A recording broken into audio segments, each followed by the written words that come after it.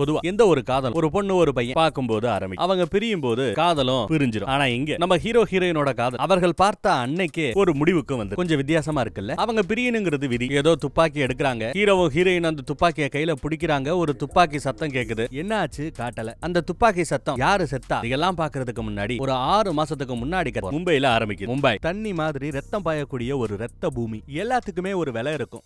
பூஜை எல்லாம் வந்துச்சுன்னா நாம படிக்கிற புத்தகத்தெல்லாம் எடுத்து வச்சு ஆயுத பூஜை அன்னைக்கு நாம சாமி கும்பிடுவோம். ஆனா இங்க என்னடான்னா கத்தி கொடாரி துப்பாக்கின்னு எல்லாத்தையும் வச்சு நம்ம நாசரு அநியாயத்துக்கு பூஜை பண்ணிக்கிட்டு இருக்காரு. ஆளை காமிக்கிறதே ஒரு டெரரா தான் காமிக்கிறாங்க.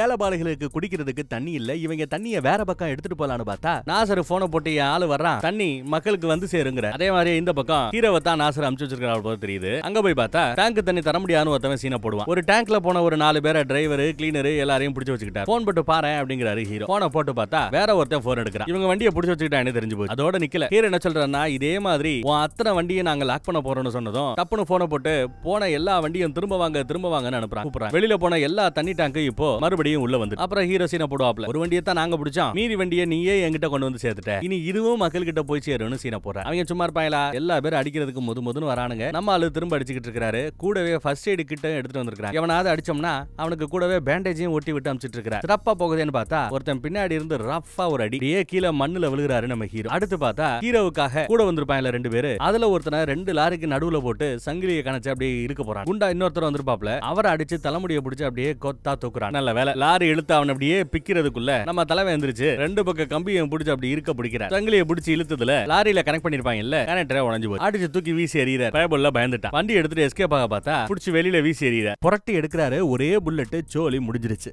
நம்ம ஹீரோ கூட ஒரு பையன் இருப்பான் போல. லவ் பண்ண பொண்ணு அப்பா பேச கேட்டுக்கிட்டு இன்னொரு பையனை கல்யாணம் பண்ணிக்க போது போல தெரியுது. அதனால இவங்க ஒன்னா எடுத்த போட்டோ எல்லாத்தையும் எரிச்சு தள்ளிக்கிட்டு இருக்கிறான்.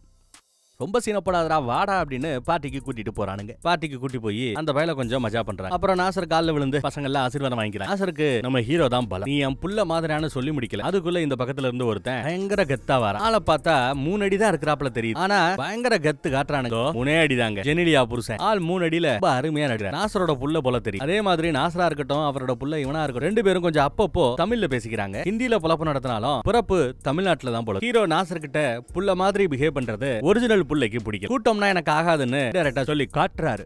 எங்க அப்பா புள்ள மாதிரி தான் சொன்னாரு, அதுக்காக நீ புள்ளை ஆயிர முடியாது, நீ இருக்க வேண்டிய இடம் அதோ கீழே கார் பார்க்கிங்லன்னு சொல்லி அசிங்கப்படுத்துறாப்ல. அந்த பக்கம் நம்ம ஹீரோ போய் ஒரு ஆட்டக்காரியா பாக்குறான். கூண்டில் அடப்பட்ட கிளி மாதிரி நீ உனக்கு விடுதலை கொடுக்கட்டுமான துப்பாக்கி எடுத்து நீ உன் காதலுக்காக நான் சாகிறதுக்கு கூட தயாருங்கிறாப்ல டயலாக் விட்டுக்கிட்டு இருக்குது. கேள்விப்பட்டேன் அந்த புள்ள உன்னை ஓவரா டார்ச்சர் பண்றானாமே. நாசரோட புள்ளங்கிற ஒரு தகுதியை தவிர அவங்கிட்ட வேற என்ன இருக்குன்னு கேக்குறா. இவனோ தப்பா பேசாத, அனாதையா இருந்த எனக்கு வாழ்வு கொடுத்தது அவர்தான், அதனாலேயே அவர் புள்ள என்ன பண்ணாலும் நான் பெருசா கேர் பண்ணிக்க மாட்டேங்கிறாப்ல. ஒரு நாள் ரோட்ல ஒரு பொண்ணு என்னத்தையோ வாயில வச்சுட்டு வாச்சிக்கிட்டு அப்படி ஏங்கிட்டு வரா. கண்டதும் காதல்ல விழுந்துடுறாரு.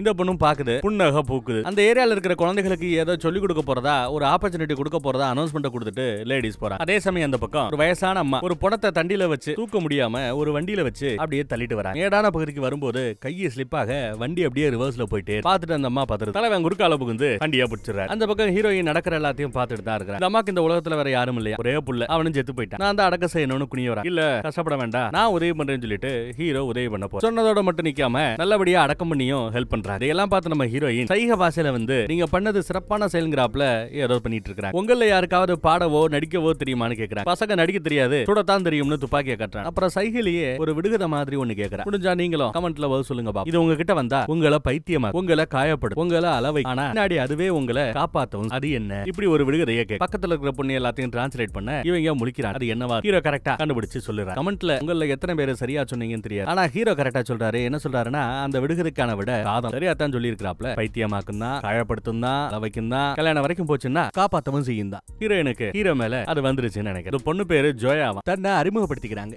நம்ம ஹீரோக்கு எம்மதமும் சம்மதம் எல்லாத்தையும் கையில விரல்ல பச்சை மாதிரி குறியீடுகளை குத்தி வச்சிருக்கான். அங்க கோயில்ல ஒரு பொண்ணு ரகுபதி ராஜாராம்னு ஒரு பாட்டை அழகா பாட இந்த மாதிரி ஒரு குரலை தான் தேடி ஹீரோயின் வந்திருப்பாங்க போல. சூப்பரா பாடுறமான்னு பாராட்டுறாங்க. ஏதோ ஒரு மியூசிக் ஃபெஸ்டிவல் காஷ்மீர்ல நடக்க போகுதா. இங்க இருக்கிற இசையில ஆர்வம் இருக்கக்கூடிய பசங்களை ஒண்ணு சேர்த்து ஒரு குரூப் ஆக்கி இந்த ஃபெஸ்டிவல் வரைக்கும் கொண்டு போய் பார்ட்டிசிபேட் பண்ணி வைக்க போறோம், இன்ட்ரெஸ்டடா அப்படின்னு கேக்குறாங்க. நான் சொல்ல முடியாது, சிஸ்டர் கிட்ட தான் நீங்க பேசணும் அப்படின்னு சொல்ல உடனே அவங்களும் சரிங்கிறாங்க. அந்த பக்கம் நம்ம ஹீரோக்கு ஏதோ போன் கால் வருது, உடனே கிளம்பிடுறான். போன் கால் பண்ணது நம்ம நாசரா தான் இருக்கணும்னு நினைக்கிறேன். ஏன்னா இந்த பக்கம் நாசரை பாக்குறதுக்காக ஒரு ஏசிபி வந்து நிக்கிறார். 10 மாடி அடுக்குமாடி கட்டடம் ஒண்ணு கட்டிட்டு இருக்காரு போல. அங்கேயே ஏசிபி வந்து அரஸ்ட் வாரண்ட் இருக்கு, உங்களை அரெஸ்ட் பண்ண போறோம், நீங்க இல்லீகலா இந்த தண்ணி லாரிகளை கட்டுப்படுத்துறீங்க, அதே மாதிரி இல்லீகலா பிராத்தல் பிசினஸ் பண்றீங்க, அதனால உங்களை அரெஸ்ட் பண்றோம், இதோ அரஸ்ட் வாரண்ட்னு சொல்ல நாசர் அதை கண்டு பயப்படல. பயங்கரமா டயலாக் கூறார். பாருப்பா, உனக்கே தெரியும் மும்பை முழுக்க தண்ணி லாரிகளை கண்ட்ரோல் பண்றது நான் தான். இங்க இருந்து நாம ஒவ்வொரு மாடியா கீழே இறங்க இறங்க இறங்க மும்பைல முக்கியமான ஒவ்வொரு ஏரியாலையும் தண்ணி சப்ளை கட் ஆயிட்டே இருக்கும். எம்எல்ஏ வீட்ல இருந்து பெரிய பெரிய அதிகாரிகள் அரசியல்வாதிகள் வீடு வரைக்கும் கக்காவை கழுவுறதுக்கு கூட தண்ணி இருக்காது, டிஷ்யூ பேப்பரை தான் யூஸ் பண்ண வேண்டி வரும். ஃபர்ஸ்ட் எனக்கு கால் வரும், நான் எந்த காலையும் எடுக்க மாட்டேன், அப்புறம் உனக்கு கால் வரும், நீ என்ன ரிலீஸ் பண்ணுவ பாப்பமா அப்படிங்கிற. பார்க்கலாமியான்னு கையில விளங்க மாட்டி போலீஸ்காரங்களும் கூட்டிட்டு போறானுங்க. சொன்னபடியே ஒவ்வொரு மாடியா இறங்க இறங்க இறங்க நாசரோட போன் கால் விடாத அடிச்சுக்கிட்டே இருக்கு. அவர் போன் எடுக்க மாட்டார். கடைசியா கீழே இறங்கி வர ஏசிபிக்கே போன் கால் வருது. சார் சார்னு மரியாதையா பேசுறத பம்புறத பார்த்தா மேலதிகாரிகள் யாரோ பேசுறாங்கன்னு தெரியுது. தண்ணி பிரச்சனை இவர் சொன்னாப்லயே விஸ்வரூபம் எடுக்குது. எதுக்குடா வம்புன்னு அவங்களே ரிலீஸ் பண்ண சொல்லிட்டானுங்க. இப்படி தண்ணி லாரிய வச்சு கூட அதிகாரிகளை மிரட்ட முடியும்னு அழகா எடுத்து சொல்றாங்க. கைவிலங்க அவுத்து விட்டுட்டு போகும்போது எதுக்கு நம்ம ஹீரோ வருவார். இவர்தான் போன் கால் வந்ததுமே அந்த ஏரியா பக்கம் எல்லாம் தண்ணியை கட் பண்ணி விட்டது போல தெரியுது. இவன் நல்ல வேணு ஏசிபிக்கு தெரியும். சேர்க்க சரியில்லைதான், அதுதான் பிரச்சனைங்கிறதும் அவருக்கு தெரியும். அந்த பக்கம் சரி நாசரை பார்க்கலாமேன்னு வந்தா நடுவுல புள்ளையாண்டா நடுவுல குறுக்கா நிற்கிறான். 3 அடியில நின்னுகிட்டு என்ன பேச்சு பேசுறான்னு பாருங்க. அப்பாவை பார்க்க வரும்போது ஏதாவது ஆயுதத்தை எடுத்து வந்தா நாங்க செக் பண்ணி தான் உள்ள விடுவோம்னு சோதனை போறாராமா. கால்ல இருந்து இடுப்பு வரைக்கும் சோதிச்சு பாக்குறான். அதுக்கு மேல எட்டாது இல்ல, ஒரு பெரிய ஸ்டூல போட்டு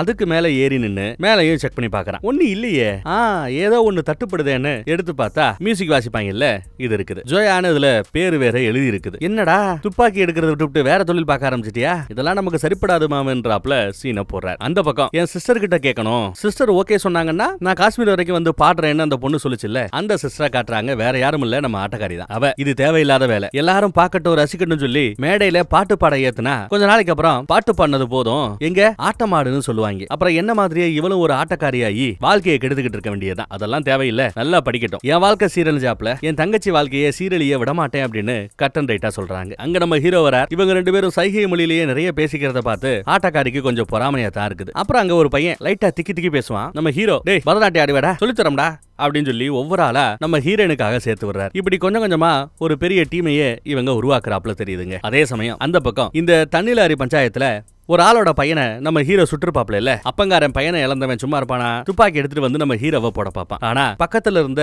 தங்கச்சி மேல பட்டுரும். தங்கச்சியை தூக்கிட்டு குடுகுடுன்னு ஓடுவான். ஹாஸ்பிட்டல்ல நம்ம ஹீரோக்கும் அவளுக்கும் ஒரே பிளட் குரூப் போல. ஹீரோ ரத்தம் கொடுக்க அந்த பொண்ணை காப்பாத்துற முயற்சி நடக்குது. அங்க நம்ம ஏசிபியும் வருவார். ஹீரோயினை பாக்குறார். உன்ன மாதிரி ஒரு நல்ல பொண்ணு கூட ஹீரோவை பாக்குறதுல எனக்கு சந்தோஷம். உன்னோட சேர்க்க கெட்ட சேர்க்கையில இருந்து அவனை வெளியில கொண்டு வரும், அவனை நல்லவனாக்கும் நான் நம்புறேன். ஆனா கண்டிப்பா அதனால உனக்கு பிரச்சனை வரும். இன்கேஸ் ஏதாவது பிரச்சனை வந்தா இந்த நம்பருக்கு ஒரு மெசேஜ் போடு, என்னால முடிஞ்சதை பண்றேன்னு சொல்லிட்டு போறாரு அவரு. ரத்தம் கொடுத்து ஒரு பொண்ணை காப்பாத்துறத நினைச்சு ஹீரோயின் சந்தோஷப்படுறா. ஓடி போய் கட்டி பிடிப்பா. காப்பாத்தல விட்டுருந்தா என்னோட எதிரிகள் அந்த பொண்ணை கொன்னுடுப்பாங்க. இதுதான் நான். என்ன சுத்தி இருக்கிறவங்களுக்கும் இந்த பிரச்சனை இருக்கும். இங்க இருக்கிறவங்க கத்திய துப்பாக்கிய கீழே போட்டா அடுத்து அவங்களுக்கு மரணம் நிச்சயம். துப்பாக்கி சத்தம் எங்க வாழ்க்கையில தினம் தினம் கேட்டுக்கிட்டே தான் இருக்கும், ரத்தம் தெரிச்சுக்கிட்டு தான் இருக்கும்னு சீனை போடுறார். அதுக்கு அந்த பக்கத்துல ஹீரோயின் என்ன சொல்றான்னா, இதே மாதிரி எங்க அண்ணனு பேசினா காஷ்மீர்ல துப்பாக்கி எடுத்தான், ஆனா எங்கேயோ இருந்து வந்த தோட்டா அவனை கொன்னுடுச்சு. எங்க அண்ணனை என்னால காப்பாற்ற முடியல. ஆனா இங்க இருக்கக்கூடிய இந்த ஏலபால குழந்தைகள்ல யாரோட கையில இருக்கிற துப்பாக்கியாவது கீழே போட வச்சு கத்தியாவது கீழே போட வச்சு அவங்க கையில ஒரு இசைக்கருவியை கொடுத்து அவங்கள ஒரு கலைஞனா மாத்திட்டா எங்க அண்ணனையே காப்பாத்தின சந்தோஷம் எனக்கு கிடைக்கும்னு சைகை மொழியில சொல்றான். இதையெல்லாம் பார்த்து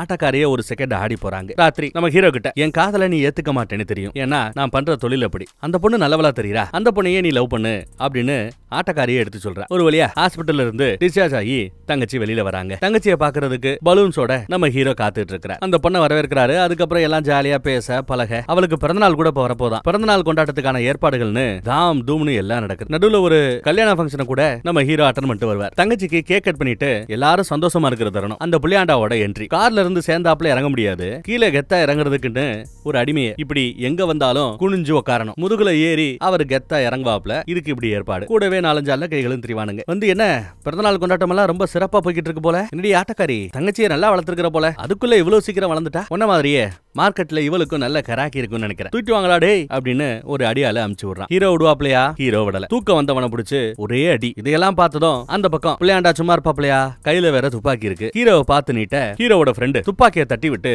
அப்படியே நெஞ்ச சேர்த்து ஒரு எத்து ஒரு மிதி அப்படி 4 அடி போய் பொத்துன்னு கீழே விழுவான். எல்லா பேரும் அதிர்ந்து போவாங்க. ஹீரோக்கு ஏதாவதுன்னா ஃப்ரெண்டால பொறுத்துக்க முடியாது, யாரு எவன்னு கூட பார்க்க மாட்டான் போல ஏத்திட்டான். அடியாட்கள் எல்லாம் அப்படி பொங்குவாங்க. வேண்டாம் பாத்துக்கிறேன்னு சொல்லிடுறாரு பிள்ளையாண்டா. என்னடா ரொம்ப ஓவரா போய்கிட்டு இருக்கீங்க, உங்களுக்கு எல்லாம் இருக்குடா அப்படின்னு பேசி பேசிட்டு இருக்கும்போது அந்த தண்ணி லாரி மேட்டர்ல புள்ளைய பறி கொடுத்தாருல அப்பா அவரை புடிச்சிட்டாங்க போல. மேட்டரை கேள்விப்பட்டுட்டு அவர் அங்க போறார். இவங்கள அப்புறம் பாத்துக்கலாம்னு முடிவு பண்ணிட்டார். இந்த பக்கம் கூட இருக்கிற ஒரு தாடிக்காரன் இதெல்லாம் தேவையில்லாத வேலை, எங்க இருந்து அவனுக்கு தைரியம் வந்துச்சு, அவன் நெஞ்சிலேயே மிதிக்கிற அப்படி இப்படின்னு திட்ட ஆரம்பிக்கிறான். இதெல்லாம் எங்க ஆரம்பிச்சது? அந்த ஊமை வந்ததுனாலதான் ஆரம்பிச்சது. அந்த ஊமைக்கு இருக்கு அப்படின்னு சொல்லிட்டு ஓவரா பேச ஆரம்பிக்க பலார்னு ஒரு அரை உதட்டுல லைட்டா ரத்தம் வந்துடும். ஒரு பொம்பளைக்காக நடிச்சிட்டே இல்ல பாத்துக்கிறேன்டா, இதுக்கப்புறம் உனக்கு எனக்கு ஒட்டுமில்ல உறவுமில்லன்னு சொல்லிட்டு தாடி அங்க இருந்து கிளம்பிடுறான். அதே சமயம் அந்த பக்கம் புள்ளையாண்டா பயங்கர கோபத்துல கிடைக்கிறது எல்லாத்தையும் அடிச்சு போட்டு நொறுக்கிட்டு இருக்காரு, உடச்சுக்கிட்டு இருக்கு. தன் அப்பாவுக்கு எதிராக ஹீரோவை எப்படி திருப்பி விடலான்னு யோசிக்கிறார். கட்சி போடுறான். முதல்ல என்ன பண்றான், பரதநாட்டியம் ஆடுறதுக்காகன்னு திக்குவா மாதிரி ஒருத்தவர் பேசுவார்ல, கொஞ்சம் திக்கி திக்கி பேசுவான்ல ஒரு பையன், அந்த பையனை தூக்கி காருக்குள்ள போட்டு போறாங்க. அதை நம்ம ஹீரோயின் பார்த்துட்டு ஆட்டோல ஃபாலோ பண்ணிட்டே வரா. யார் இல்லாத ஒரு இடத்துல ஆல்ரெடி அந்த தண்ணி வண்டி ஃபேமிலியை கட்டி வச்சிருக்காரு. இந்த பையனை எதுக்கு கூட்டு வந்திருக்காருன்னா அவங்க இந்த பையனை கலைஞனாக்கணும்னு பாக்குறாங்க. ஆனா இவனை கொலகாரனாக்கணும்னு பாக்குறாரு நம்ம புள்ளையாண்டா. கையில துப்பாக்கி கொடுத்து சுடுறா சுட்டு கொல்றாங்கிறாரு. அவன் ரொம்ப சின்ன பையன், எனக்கு இதெல்லாம் ரொம்ப டூ மச், என்னால பண்ண முடியாதுங்கிறான். உடனே அவர் துப்பாக்கியை வாங்கிட்டு உயரம் முக்கியம் இல்லடா தைரியம் தான் முக்கியம் சொல்லிட்டு அந்த ஃபேமிலியை சுட்டு கொல்றாரு. அதை இந்த பக்கத்துல நம்ம ஹீரோயின் பாத்துறா. அதை இந்த கூட்டம் பாத்துருது. அப்படிங்கிற பொங்கடா விரட்ட ஆரம்பிக்க எல்லா பேரும் விரட்ட ஆரம்பிக்கிறாங்க. இவ ஓடி ஒரு இடத்துல ஒளிஞ்சுக்கிறா. ஹீரோக்கு விடாம கால் அடிக்கிறா. ஆனா ஹீரோ தான் இந்த பக்கம் நாசரை பாக்குறதுக்கு வந்திருந்ததுனால துப்பாக்கியை வெளியிலேயே செக் பண்ணும்போது வாங்கி வச்சிட்டாங்க. காலை வேற இவன் சைலண்ட்ல போட்டான். எத்தனை தடவை கால் வந்தாலும் இவன் கவனிக்கல. அந்த பக்கம் அந்த பொண்ணு பேச முடியாத பொண்ணு இல்ல, அப்புறம் ஏன் கால் பண்றான்னா மெசேஜ் போட்டிருப்பா. ஒரு ரிங் விட்டா என்னன்னு சொல்லிட்டு செக் பண்ணி பார்க்கும்போது மெசேஜ பார்க்க முடியும். அதுக்காக ட்ரை பண்றா. இவன் மெசேஜ பார்க்கல, சைலண்ட்ல கிடக்கு. அன்னைக்கு ஏசிபி ஒரு நம்பர் கொடுத்திருப்பார்ல அவர் நம்பர், உடனே அந்த நம்பருக்கு இவ ஒரு மெசேஜ போடுறா. இந்த மாதிரி புள்ளையாண்டா ஒரு கொலை பண்ணா அந்த கொலையை நான் பார்த்துட்டேன்னு மேட்டரை டீடைல்டா போட்டு அனுப்பிச்சிட்டாங்க. ஏசிபி புள்ளையாண்டாவை அரெஸ்ட் பண்றதுக்கு ரெடி ஆயிட்டார். அதுக்குள்ள அந்த டிபார்ட்மெண்ட்ல இருக்கிற போலீஸ்ல இருக்கிற ஏதோ ஒரு கருப்பு ஆடு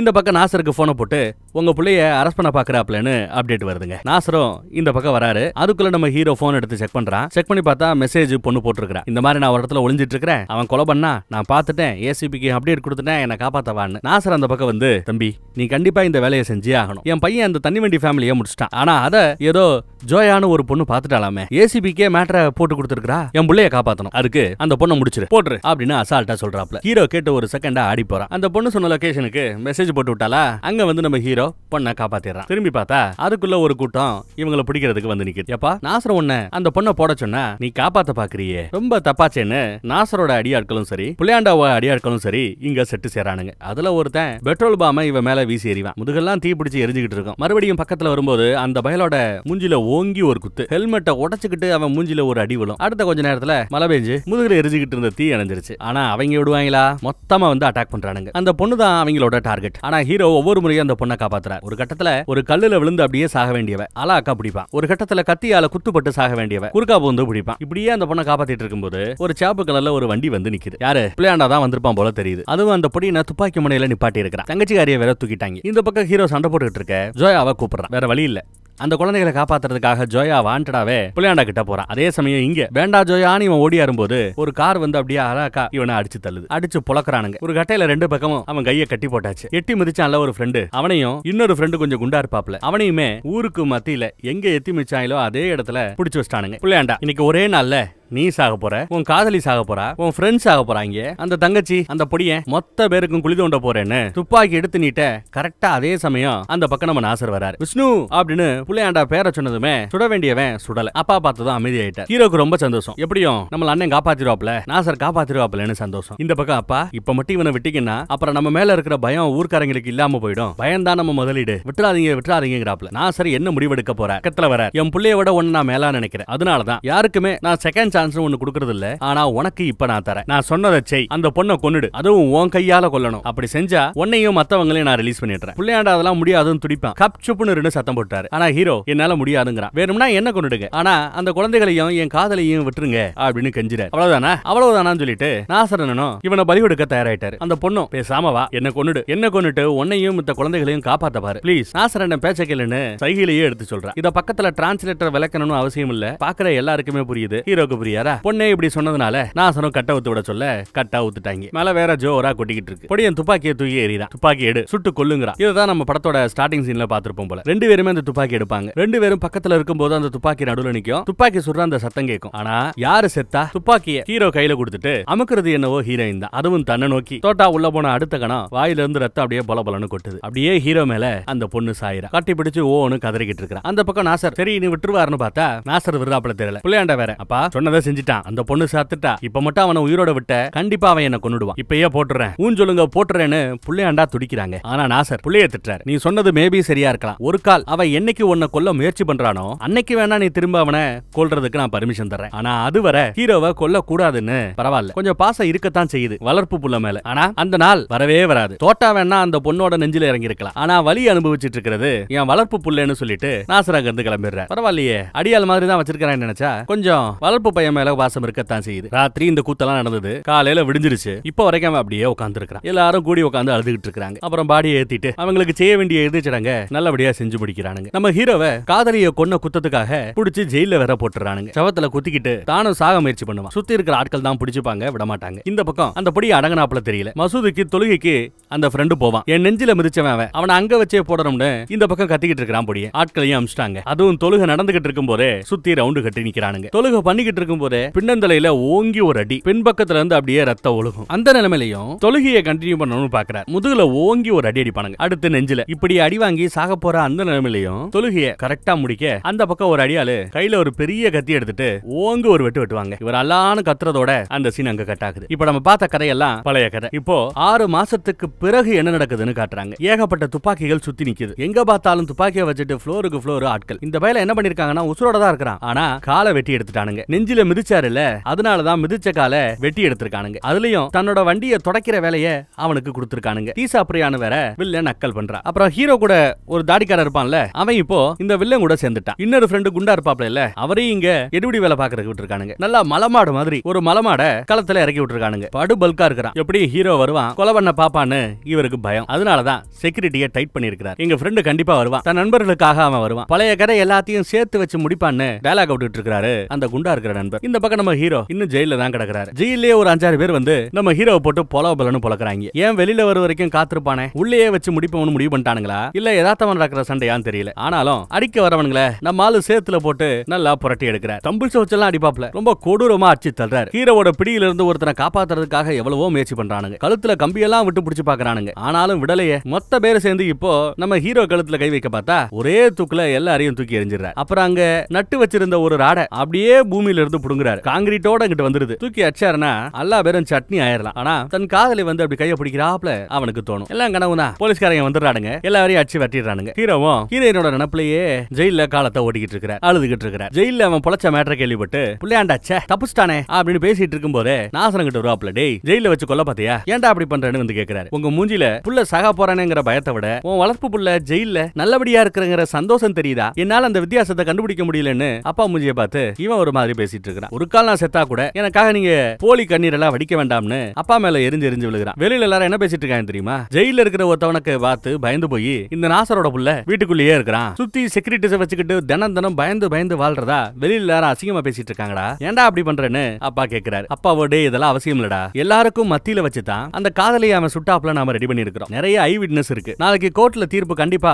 ஆயுள் தண்டனை கொடுக்கறதுக்கு வாய்ப்பு இருக்கு. இனி வாழ்க்கை முழுக்க என் வளர்ப்பு புள்ள அங்க ஜெயில ஆயுள் தண்டனை அனுபவிக்க போறான். அந்த தண்டனைக்கு அந்த தீர்ப்புக்கு பிறகாவது நீ இப்படி ஜெயில இருக்கிறாப்ல இந்த வீட்டுக்குள்ளேயே அடைஞ்சு கிடக்காம வெளியில வான்னு ஒரு அட்வைஸ போட்டு அப்பா போறாரு. அப்போ கூட இருக்கிற ஃப்ரெண்டு தாடிக்காரவன் இருக்கான்ல, அவன் என்ன பண்றான், பஸ் அவன் ஆயுள் தண்டனை அனுபவிச்சா கூட வாழ்நாள் முழுக்க ஜெயில இருந்தா கூட எப்ப அவன் தப்பிச்சு வருவான், எப்ப உங்க சங்க பிடிப்பான்னு நீங்க தினம் பயந்து பயந்து வாழணும். இதெல்லாம் தேவையில்லாத வேலை. ஒண்ணு பண்ணுங்க, ஜெயில இருந்து அவனை எப்படியாவது வெளியில கொண்டு வாங்க. வெளியில வச்சு அவன் சோழியை முடிச்சிட்டோம்னா அதுக்கப்புறம் நீங்க நிம்மதியா இருக்கலாம்னு சூப்பரான ஒரு அட்வைஸ போடுறாங்க. சாட்சிகள் ஐ விட்னஸ் சொல்லுவோம்ல, அப்படி இருக்கிற எல்லா வரையும் மிரட்டி யாரும் விட்னஸ் சொல்லக்கூடாதுன்னு அவன் சொல்லிட்டான் போல. அதனால நாளைக்கே இவனுக்கு விடுதலை கொடுக்க போறாங்களா. ரிலீஸ் ஆகி வெளியில வர போறான். நாசர் எதிர்பார்த்ததுக்கு அப்படியே ஆப்போசிட்டா இங்க நடக்குது. ஏசிபி அங்க வச்சு பேசுறாரு. அந்த புள்ளையாண்டா சொன்னதுனாலதான் எல்லா பேரும் சாட்சியா மாத்தி பேசினானுங்க. வெளியில ஒண்ணு வந்ததும் போட்டு தள்ளுறதுக்கு அவங்க ரெடியா இருப்பானுங்க. பேசாம நீ இதுவரைக்கும் அவங்க பண்ண எல்லா தப்புக்கும் அப்ரூவ் ஆயிடு. அவங்க பண்ண தப்பு எல்லாத்துக்கும் நீ சாட்சியாரு. அவங்களையும் பிடிச்சு உள்ள போடுறோம். ஜோயாவோட சாவுக்கு ஒரு நீதி கிடைக்கும்னு ஏசிபி அவர் வேற ஃப்ளோல போறாரு. அதே சமயம் நாசர் இந்த பக்கம் வளர்ப்பு புள்ளைய பாக்குறதுக்காக வந்து நிக்கிறார். ஏசிபியும் நாசர் ஒரு மாதிரி ஒருத்தர் மறைச்சிட்டு போறாங்க. வந்து புள்ள தோல் மேல கை வச்சு எனக்காக உன் விருப்பமானவளோட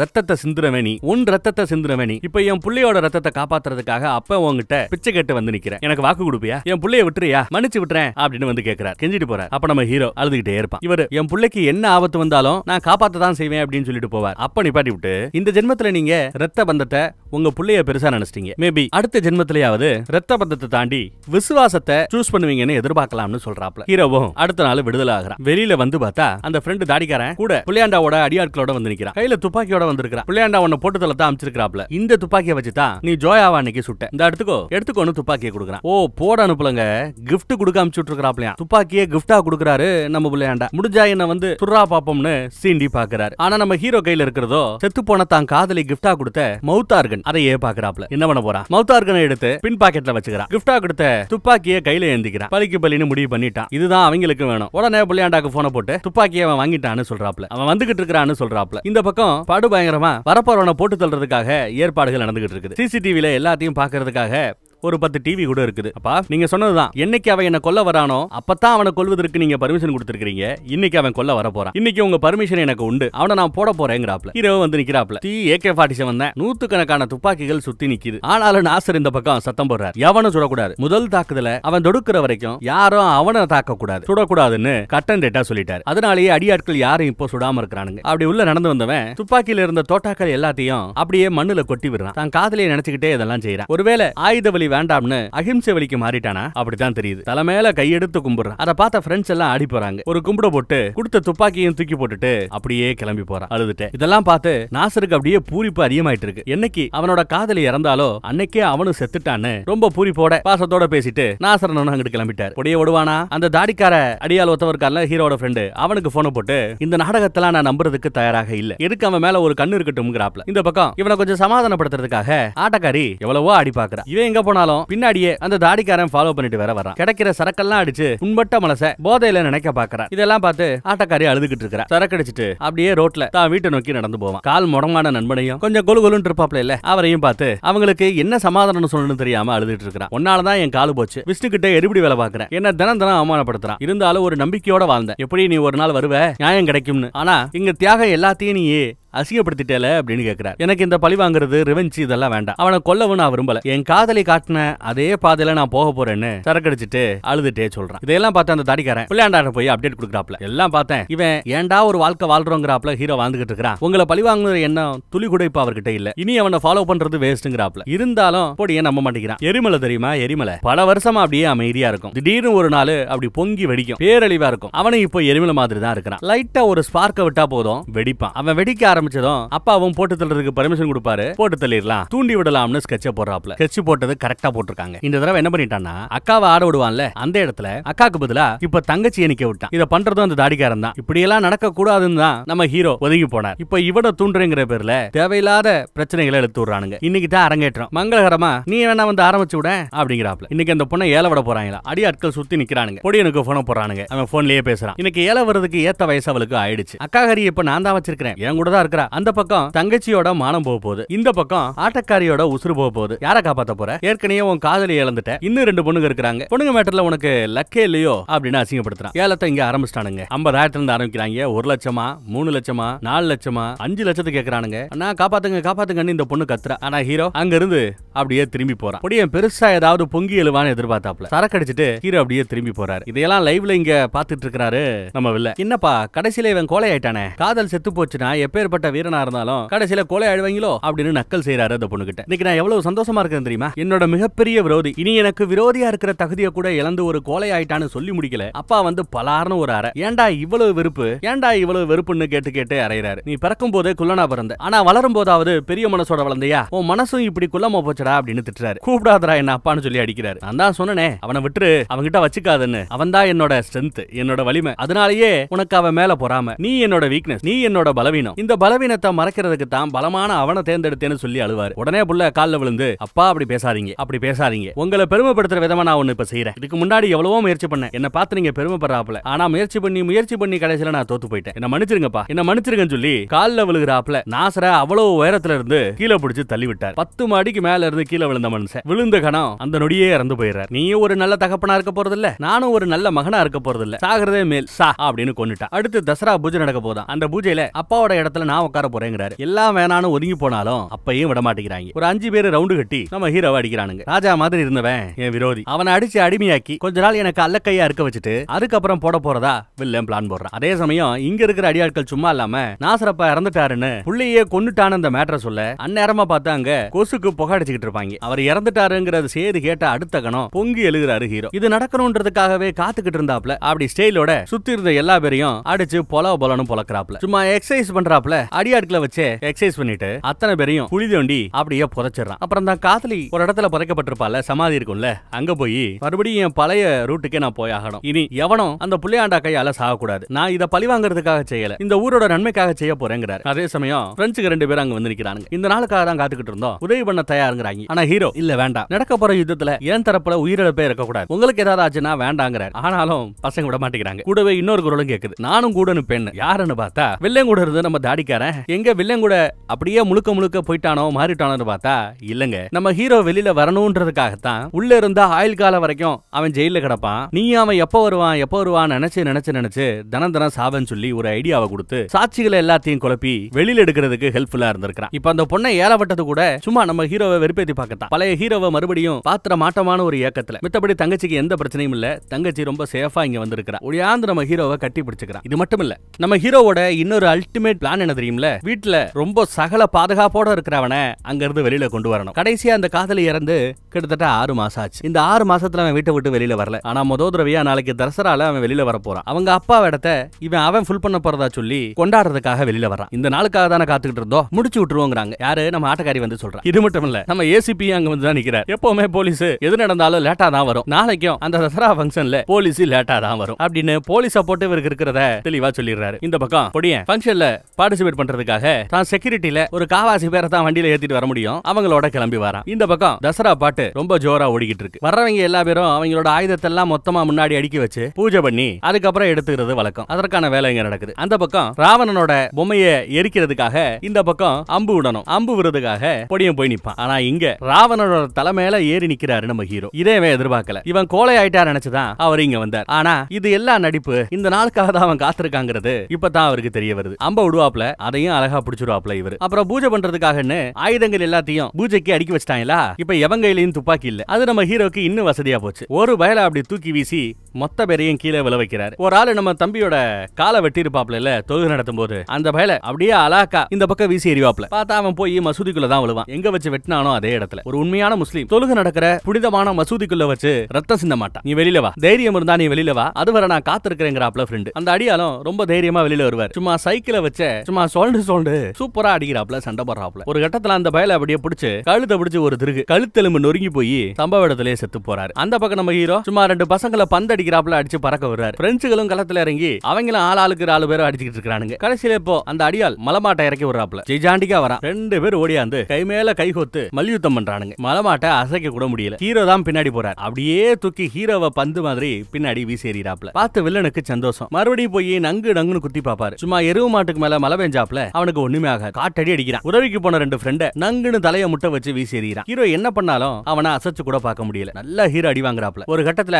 அடி வாங்கி மயங்கியே விழுந்துட்டான். இருந்தாலும் கடைசியில மிச்சம் இருக்கிறது அந்த கால் ஊனமான அந்த நண்பர். அவர் அந்த நிலைமையில கூட மலமாட்டை அடிக்க பாப்பார். சைக்கிளோட பிடிச்சு வீசி எரிஞ்சிருவாங்க. அங்க ஒரு காந்தம் கிடக்கும், காந்த உருண்டை கிடக்கும். இந்த ஆணி ஈனி குத்தாம இருக்கிறதுக்காக அந்த ஏரியாவை கிளீன் பண்றதுக்காக எடுத்து வச்சிருப்பாங்க போல. காந்தம் ஆணி எல்லாம் மொத்தமா கிடைக்க வசதியா இருக்க அதை கையில் எடுத்துக்கிறார். இந்த வயலுக்கு மல்யுத்தம் சரியா இருக்கான்னு சொல்லி அதை எடுத்து ஓங்கி மூஞ்சில அடி, உடம்புல அடி, தலையில ஒரு அடி, ஆம்ஸ்ல 2 குத்து. சும்மா பஞ்ச் பேக பஞ்ச் பண்ணாப்ல ஆணி ஆயத்துக்கு பஞ்ச் பண்ணி வாயில ஒரு குத்து, ரத்தம் தெரிக்கும். அப்புறம் ஒரு ஜம்ப்ல மேல ஏறி அவனை படுக்க போட்டு தலையில ஒரு குத்தி தரையோட அவிக்கிறார். இதெல்லாம் பார்த்து மேல அந்த பொடியன் ஒரு கணம் ஆடி போறான். இப்ப பொதுமக்களுக்கு தைரியம் வந்துருச்சு. இந்த பையன் ரொம்ப பண்றான்ல அப்படின்னு முடிவு பண்ணி ஹீரோ அவனை போய் ரீச் ஆறதுக்கு வசதியா பெரிய டவர் மாதிரி போட்டு வச்சிருப்பாங்க.